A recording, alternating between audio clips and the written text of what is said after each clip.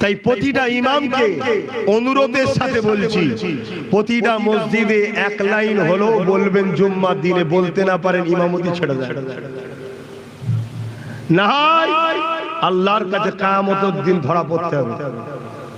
আর প্রতিটা আলেম উলামা পীর পীরজাদা মাওলানা মুফতিকে বলবো, ঘন্টার পর ঘন্টা জলসা করছেন, 5টা মিনিট যদি ওয়াকাবলি সমাজ কিনা বলতে পারেন স্টেজে উঠা বন্ধ করে দেন।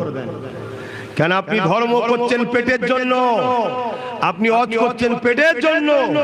আপনি যদি ধর্মের জন্য কথা বলতেন, এত বড় একটা ইস্যু, যে ইস্যুতে ভারতবর্ষের ইসলামের ঐতিহ্য মিটিয়ে দেবে। কেরলে একটা মসজিদ আছে 1450 বছর বয়স, চেরামান মসজিদ বলে, ওটাকে ভেঙে ভেঙে। গুজরাটের মসজিদ আছে 1300 বছর বয়স। এগুলো প্রমাণ দিচ্ছে ভারতবর্ষে ইসলাম কত বছর থেকে আছে। এগুলো মুছে গেলে তুমি প্রমাণ দিতে পারবে না ইসলাম কত বছর থেকে আছে। অতএব এই জায়গায় যদি তুমি উলামা হয়ে, আলেম হয়ে, পীরজাদা হয়ে, মাওলানা হয়ে তুমি যদি 5 মিনিট আল্লাহর ঘরের জন্য, মসজিদ মাদ্রাসার জন্য বলতে না পারো, আমার মনে হয় না তোমার এই নদীর মেম্বারে উঠার প্রয়োজন আছে।